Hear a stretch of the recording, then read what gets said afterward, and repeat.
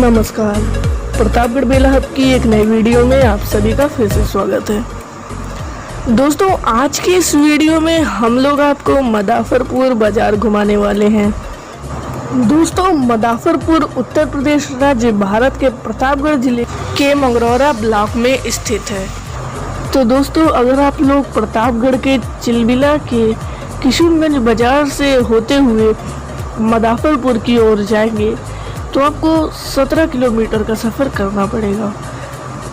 दोस्तों, मदाफरपुर बाज़ार एक प्रसिद्ध और एक ऐतिहासिक बाज़ार है, ऐसा आप लोग कह सकते हैं, क्योंकि यह जो बाज़ार है ये करीबन 50 से 100 साल पुरानी है। हाँ, आपको मेरी बातों पे भरोसा नहीं हो रहा होगा, लेकिन पर यह सच है। तो दोस्तों, चलिए हम लोग इस बाज़ार को देखते हैं और इस बाज़ार को घूमते हैं। और अगर आपको यह वीडियो पसंद आई हो तो यार इस वीडियो को लाइक कर देना, और अगर आपको ऐसी ही वीडियोस चाहिए तो हमारे चैनल को सब्सक्राइब करके बगल में बेल वाली नोटिफिकेशन को दबा के ऑल पे कर देना।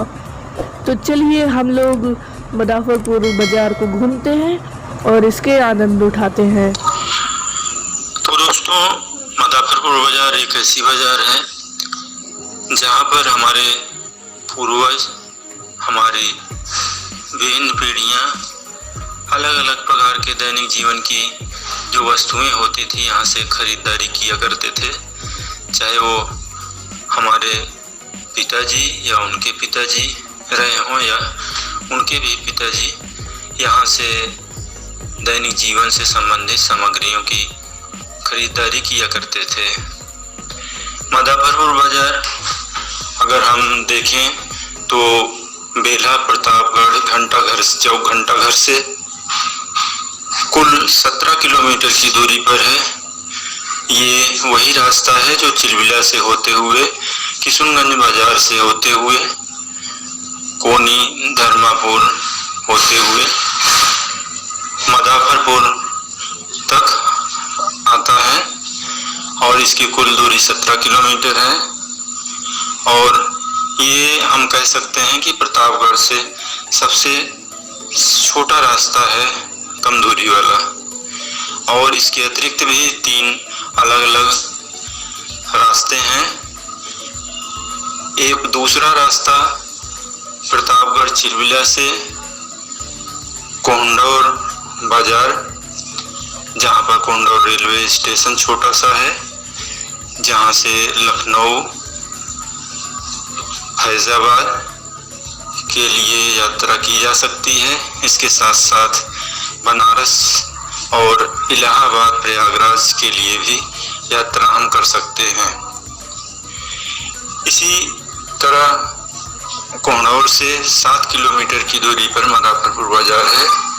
और तीसरे रास्ते की बात करें तो प्रतापगढ़ घंटाघर से चिलबिला से बाबा बिलखनाथ धाम पहुंचकर वहां पर एक शॉर्टकट रास्ता है जो कि मंगरौरा बाजार से होते हुए मदाफरपुर को आता है।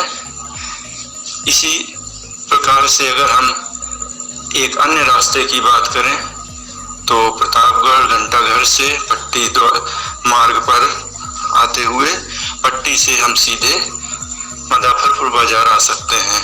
तो ये अलग अलग रास्ते हैं, लेकिन मदाफरपुर बाजार वही बाजार है जो कि पिछले 100 सालों से विशिष्ट सामग्रियों के लिए जानी जाती है, जहां पर पारंपरिक सामग्रियां आसानी से मिल जाती हैं। जिले के विभिन्न बाजार लगते हैं वो जहां पर शायद वो सामग्रियां मिले, वस्तुएं मिले जो यहाँ पर मिलती हैं। मदाफरपुर बाजार में अगर हम देखें तो चाहे वह बच्चों से संबंधित कोई खेल खिलौने हो, महिलाओं से संबंधित सौंदर्य सामग्री हो, साज सज्जा की सामग्री हो, घरेलू आवश्यकताओं की वस्तुएं हों, इसी तरह से युवाओं से संबंधित कोई भी सामग्री हो, हमारे किसान भाइयों से संबंधित बीज, कीटनाशक पदार्थ यहाँ पर आसानी से मिल जाते हैं। इसी प्रकार से हमारी किशोरियाँ जो हैं उनके लिए विभिन्न प्रकार की उनके आवश्यक वस्तुएं यहाँ पर आसानी से मिल जाती हैं। और इसके साथ साथ हमारे किसान भाई, मजदूर भाई जिनके जानवर जो पालते हैं उनके लिए विभिन्न प्रकार की सामग्रियां यहाँ पर उपलब्ध होती हैं। इसके साथ ही साथ अगर महिलाओं से संबंधित विभिन्न सामग्रियों की बात करें तो उसमें साज सज्जा, गहने और वे सभी सामग्रियां जो उनके लिए उपयोगी होती हैं यहाँ पर मिल जाती हैं। इसी प्रकार से यहाँ पर कपड़े अलग अलग प्रकार के उचित दाम पर मिलते हैं, जो कि यहाँ पर आने वाले हमारे विभिन्न प्रकार के ग्रामीण भाई बहन और महिलाएं यहाँ से ले जाते हैं। तो इस प्रकार से अगर हम देखें तो मदाफरपुर बाजार एक ऐतिहासिक और पारंपरिक बाजार के रूप में जानी जाती है। हाँ, ये बात अलग है कि आज समाज जिस तरह से बदल रहा है उस समाज के बदलाव के साथ साथ मदाफरपुर बाजार में सामान या उत्पाद या वस्तुओं को भी एक बदलते रूप में देखा जा सकता है। यहाँ पर ग्रामीण छोटे छोटे कस्बों से, टोलों से, इलाकों से आते हैं। सोमवार को बाजार जब लगती है तो अपने दैनिक जीवन से संबंधित आवश्यक वस्तुएं यहाँ से लेकर जाते हैं। ये आसपास के इलाके जैसे सकरा है, धरौली मुफरीद है, धरौली है, अदरसंड है, कोहड़ौर तरफ के लोग भी इधर आते हैं, कोनी, धर्मापुर और आसपास के जितने भी छोटे छोटे गांव के ग्रामीण भाई हमारे हैं, किसान भाई हैं, यहाँ पर आकर अपने जीवन की आवश्यक सामग्री या वस्तुएं जो उनको ज़रूरतें होती हैं यहाँ से ले जाते हैं।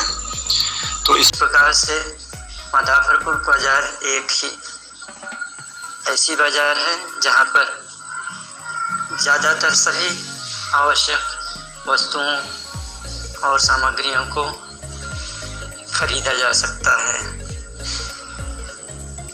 बाजार अलग अलग जगह पर जिलों में लगती है, लेकिन ये बाजार पिछले 100 सालों से इसी स्थान पर लग रही है। लेकिन अब ये सोचने का विषय है कि भविष्य में इस बाजार का क्या भविष्य होगा, क्योंकि अब ज़्यादातर छोटे छोटे स्थानों पर बाज़ारें विकसित हो चुकी हैं।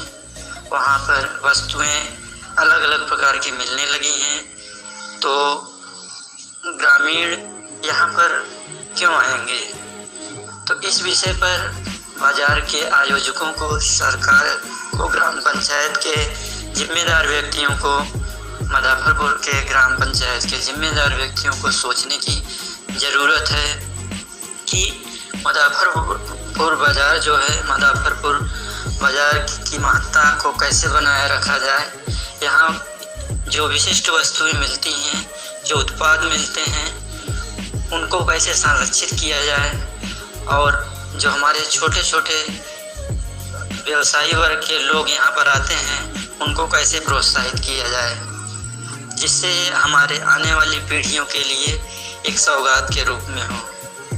तो दोस्तों, मुझे आशा है कि इस वीडियो के माध्यम से हमारे मदाफरपुर बाज़ार के जिम्मेदार व्यक्ति और जो संरक्षित करने वाले लोग हैं, जिनको लगता है कि हमारी पारंपरिक वस्तुओं को हमें अपने आगे आने वाली पीढ़ियों को सौगात के रूप में, उपहार के रूप में देना चाहिए, उन्हें इस पर विचार करने की आवश्यकता है।